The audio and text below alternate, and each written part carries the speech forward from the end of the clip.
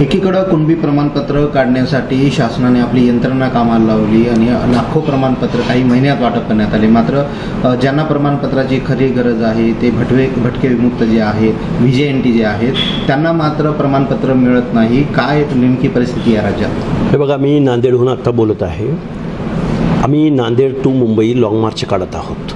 तो ओबीसींच्या हक्काने अधिकारासंदर्भात काढत आहोत।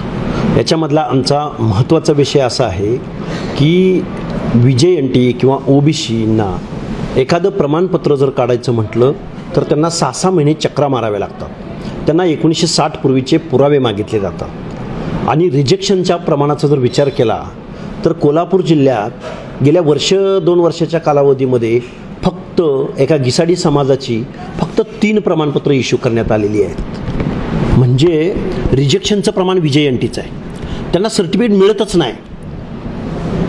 तरी या महाराष्ट्रामधले मुख्यमंत्री किंवा संबंधित तेव्हाचे मुख्यमंत्री यांनी शिंदे समितीसारखी समिती नेमली आणि कुणब्याची सर्टिफिकेट काढून यांना 8,25,000 सर्टिफिकेट इश्यू केली गेली।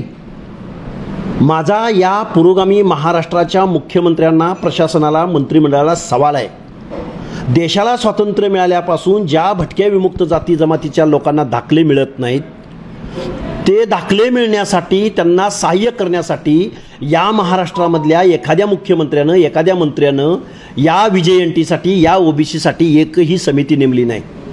परंतु ज्यांची मतं जास्त, ज्यांचं राजकारणातलं प्रमाण जास्त, ज्यांनी तुम्हाला वेठीस धरले म्हणून तुम्ही शिंदे समितीसारखी समिती नेमता आणि लाखो सर्टिफिकेट तुम्ही शासनाच्या संरक्षणात इश्यू करता, या गोष्टीला विरोध आहे आमचा।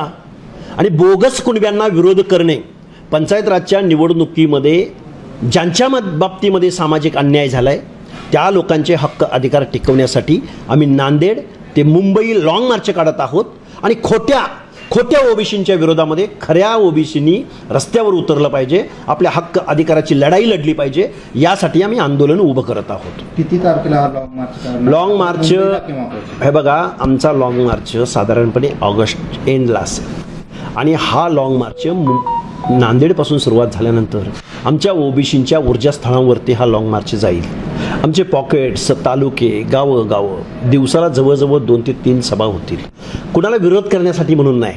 अहो, ज्याला विरोध करायचा त्याला संविधान कळत नाही, ज्याला ओबीसींचे हक्क अधिकार कळत नाहीत, ज्याला सामाजिक अन्याय कळत नाही, काय त्यांना विरोध करायचा आहे? जे शिवराळ भाषा बोलतात, जे वयोवृद्ध माणसांना, ओबीसीच्या लोकांना मंत्रिमंडळात घेतलं म्हणून आदळआपट ज्यांची चालू आहे, अरे लोकनियुक्त सरकारमध्ये सर्वसमावेशक लोकांना घ्यावं लागतं, हे लोकशाहीचं मूलभूत तत्व आहे।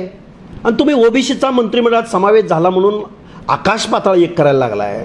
तुम्ही बघून घ्यायची भाषा बोलताय, किंमत चुकवावी लागल म्हणताय। अरे लोकशाही आहे, इथं काय झुंडशाही आहे, हुकुमशाही आहे? त्यामुळे अशा गोष्टींना ओबीसी भेग घालणार नाही। खऱ्या ओबीसीची लढाई या महाराष्ट्रामध्ये आमच्या लॉंग मार्चच्या माध्यमातून आम्ही